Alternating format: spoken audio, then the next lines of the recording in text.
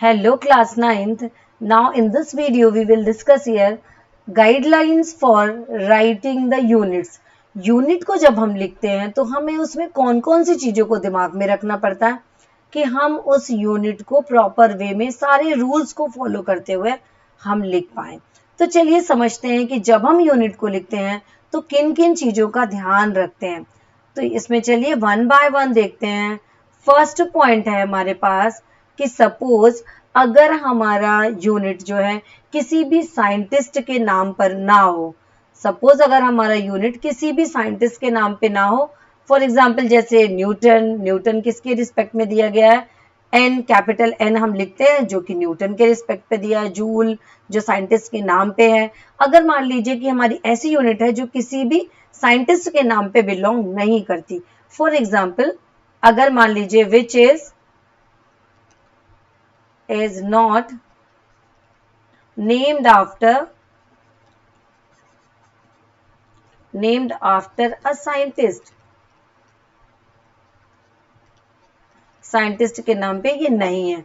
For example अगर हम बात करते हैं जैसे मान लीजिए कि मीटर इसमें किसी भी साइंटिस्ट का नाम इसमें नहीं है, तो इस टाइप के यूनिट के लिए हम सिंबल क्या यूज करेंगे, हम करेंगे स्मॉल एम। हम यहाँ पे अल्फाबेट का स्मॉल एम यूज करेंगे। अब अगर मान लीजिए कि हमें लिखना है किलोग्राम, तो यहाँ पे हम यूज करेंगे केजी। मीन्स क्या है, ये स्मॉल के और स्मॉल जी, केजी यहाँ पे यूज करेंगे। ये पहली चीज हमें ध्यान देना है। सेकेंड, अगर हमारी यूनिट किसी साइंटिस्ट के नाम पे बेस्ड है, which is named after a scientist,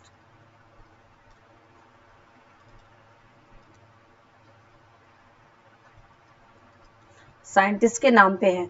for example जैसे हम कैपिटल एन रिप्रेजेंट करेंगे, कब इसको हम किसको लिखते हैं, इससे रिप्रेजेंट करते हैं न्यूटन से। Capital N for the Newton, capital J for the joule, what,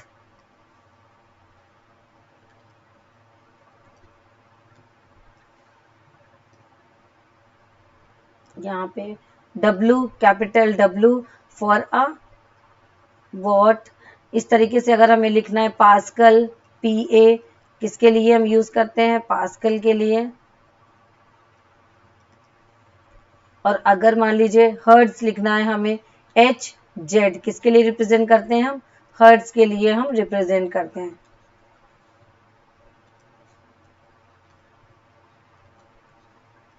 hertz के लिए हम यहाँ पे रिप्रेजेंट करते हैं। अब अगर बात आती है यहाँ पे, अभी हमने देखा कि जितने भी साइंटिस्ट के नेम पे अगर यूनिट नहीं है तो उसमें हम क्या करेंगे, स्मॉल अल्फाबेट का स्मॉल सिंबल यूज करते हैं। और अगर वो साइंटिस्ट के नेम पे है तो उसे हम किससे रिप्रेजेंट करते हैं, कैपिटल लेटर में रिप्रेजेंट करते हैं। अब यहाँ पे एक एक्सेप्शन केस की बात करते हैं। अब अगर मान लीजिए कि हमें वॉल्यूम की यूनिट क्या होती है, वॉल्यूम की यूनिट होती है लीटर, वॉल्यूम की यूनिट होती है लीटर, तो इसे हम रिप्रेजेंट करते हैं कैपिटल एल से। जबकि हमें यूज क्या करना चाहिए, यहाँ पे हमें यूज करना चाहिए स्मॉल एल, लेकिन ये ना देके हम इधर रिप्रेजेंट करते हैं। तो ये चीज हमको यहाँ पे ध्यान रखना है कि अगर लीटर कहीं पे आ रहा है तो वहां पे हम कैपिटल लेटर एल वहां पे लिखा हुआ हमको मिलेगा। अब आगे बढ़ते हैं। अगर मान लीजिए कि हमें यूनिट लिखनी है उसके पूरे फुल फॉर्म पे, अगर हमें से फुल फॉर्म पे यूनिट लिखनी है, जैसे अभी अपन ने बात करी कि जैसे किलोग्राम के लिए हम क्या यूज करते हैं, कैपिटल के। और ये अगर हम कैपिटल के किलोग्राम, तो अगर इसको हमको पूरे के पूरे वर्ड में लिखना है तो हम लिखेंगे किलोग्राम। मीन्स हम कैपिटल के यूज नहीं करेंगे, हमें यूज करना है स्मॉल के। तो ये है right way to represent this type of unit. अब अगर हम यहाँ पे बात कर रहे हैं कि अगर हमें लिखना है जूल, तो हमें ये पता है कि जूल कैपिटल JOULE जूल, अगर हम इसे रिप्रेजेंट करते हैं only symbol, so only we have to write the capital J।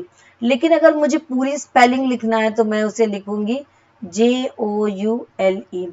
तो अगर मान लीजिए कि चाहे वो यूनिट हमारी साइंटिस्ट के नेम पे हो या नेम पे ना हो, हमें उसे पूरे के पूरे लेटर में रिप्रेजेंट करना है, पूरे के पूरे वर्ड हम पूरा लिखना है, फुल स्पेलिंग में हमें रिप्रेजेंट करना है, तो हमारी वो स्पेलिंग कहाँ से स्टार्ट होगी, स्मॉल लेटर से स्टार्ट होगी और सारे वर्ड हमारे स्मॉल पे होंगे।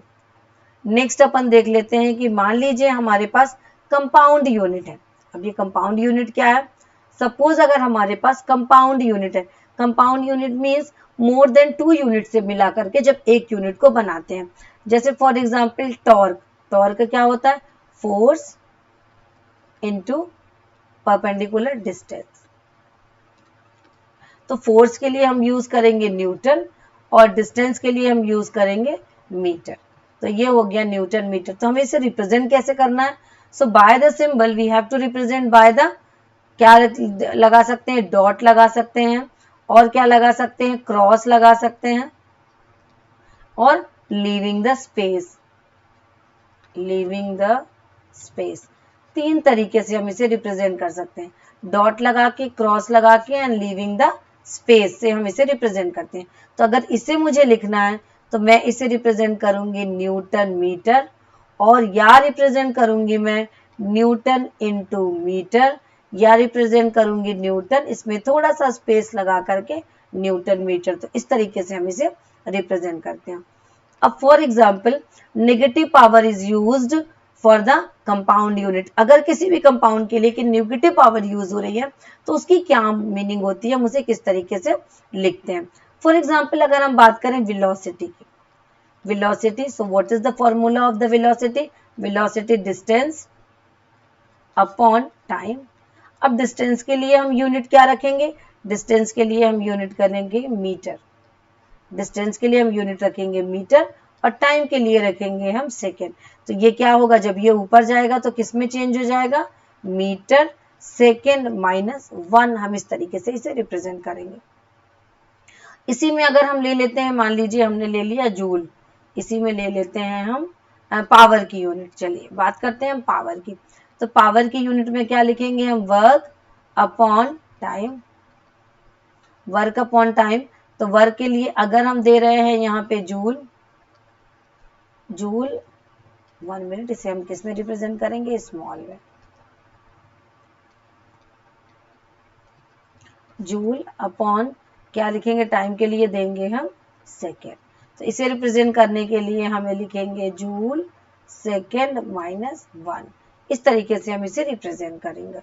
अगला देख लेते हैं कि और कौन कौन से रूल्स हमें फॉलो करना पड़ता है।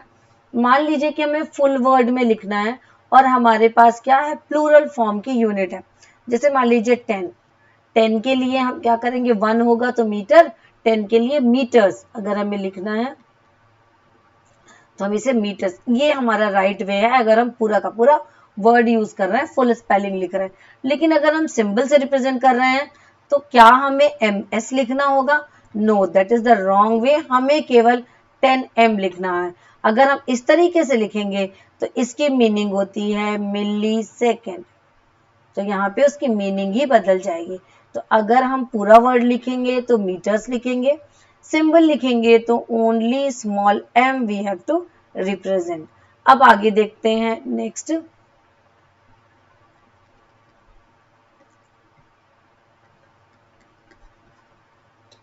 अगर यहाँ पे हमने प्रीफिक्स यूज किया है यूनिट के लिए, क्योंकि हमें पता है कि जब यूनिट को, जब हम बिगर नंबर में की तरफ जाते हैं तो हम क्या करते हैं, वहां पे प्रीफिक्स लगाते हैं। तो प्रीफिक्स लगाने पे मोर देन 2 प्रीफिक्स हमें यूज नहीं करना, ये चीज ध्यान देना। अगर मान लीजिए हम लिखते हैं किलो मेगा वॉट, तो यहाँ पे अब किलो मेगा 2 हो गई हमारे पास, वॉट है अब यहाँ पे। तो अब इस वॉट पे हमें अगर प्रीफिक्स लगाना है तो किलो मेगा का मतलब क्या होता है, कैपिटल G गीगा वॉट। तो ये हो गया करेक्ट वे, ये हो गया हमारा रॉन्ग वे। तो मोर देन 2 प्रीफिक्स हमें यूज नहीं करना है। अब इसके बाद बात आती है अपने पास, अगर मान लीजिए हमारे पास when prefix is used with the symbol of unit the prefix and the symbol combined becomes the new symbol of unit. क्या है ये, इसकी मीनिंग क्या होगी? अगर यहाँ पे मान लीजिए लिखा हुआ है किलोमीटर क्यूब, तो किलोमीटर क्यूब्ड का मतलब क्या है? तो किलोमीटर तो ऑलरेडी हमारे पास क्यूब्ड है, तो इसकी मीनिंग हो गई 10⁻³ मीटर और इस पूरे का क्यूब। अब इस पूरे क्यूब को अगर हम सॉल्व करेंगे तो क्या होगा? 10⁹ और मीटर क्यूब्ड, ये हो गई हमारी यूनिट। तो जब हम यहाँ पे किसी भी यूनिट को लिखते हैं तो यहाँ पे इन छोटी छोटी चीजों का ध्यान देना बहुत ज्यादा जरूरी है, तभी हम राइट वे में यूनिट को रिप्रेजेंट कर पाएंगे। तो ये थी हमारी इंफॉर्मेशन अबाउट द यूनिट। चलिए फिर मिलते हैं नेक्स्ट वीडियो में, पढ़ते रहिए।